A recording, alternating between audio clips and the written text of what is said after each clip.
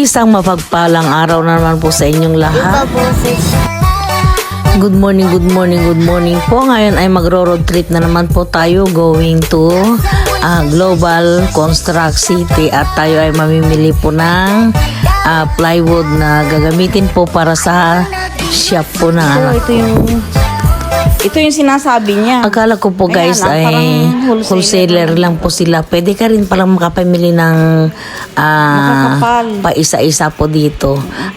Dito sa Global Construct City, marami po kayong mga mapagpipilian po dito na iba't ibang gagamitin po para sa inyong pinapagawang bahay.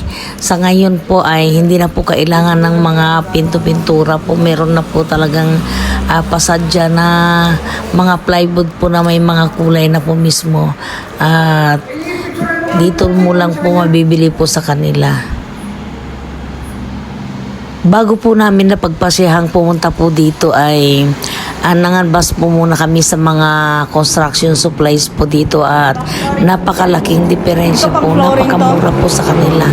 At kung kayo po ay magpapatayo ng bahay at dito ay patapos na guys, dito po kayo magpunta para makatipid po kayo.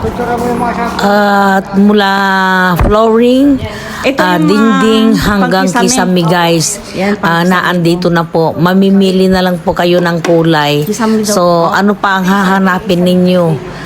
Kaysa naman po sa bibili kayo ng plywood tapos pipinturahan nyo, mas magagastusan pa po kayo. Dito, ito na po, instant na. Ganyan po ang ginamit ng anak ko sa bahay niya sa Tarlac guys. At napakaganda. Napakadali pa po. Ano naman ito? Kaya po pala tinawag na Global Construct City po ay lahat po ng mga paninda nila dito ay pang construction po guys.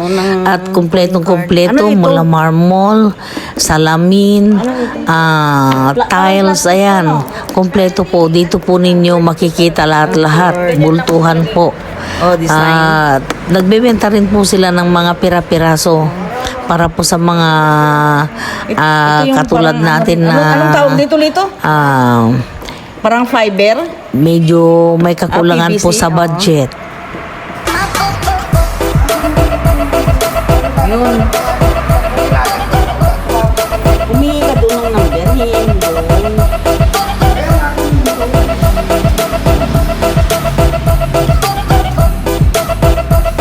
Para saan naman ho ito?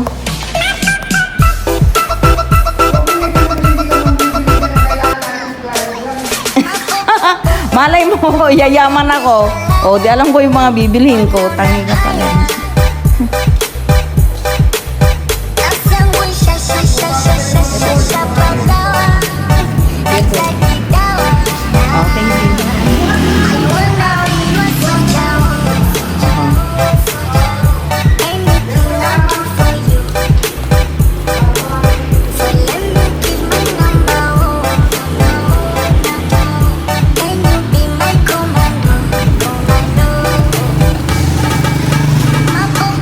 Pag-design din ito eh.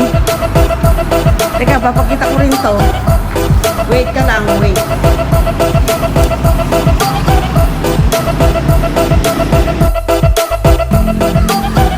Ngayon naman po ay papunta naman po kami sa may Angeles City guys.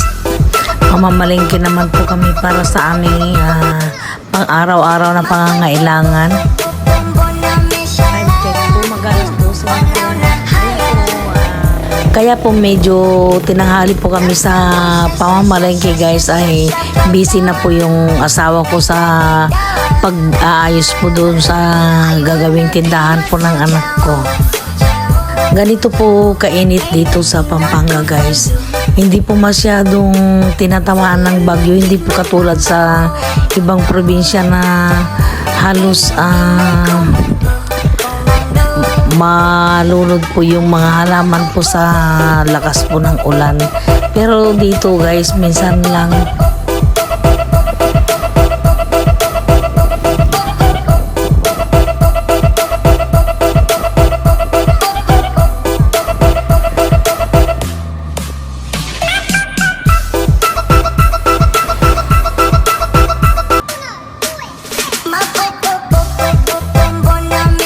Ang kagandahan lang po dito at kahit tanghaliin po kayo sa pamamalengke ay wala pong traffic.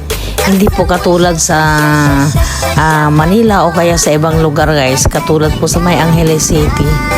Yun lang po ang kagandahan dito lalo na kung may sarili kang transportation. Anything I do for you. So let me give my number. And you be my commando, commando.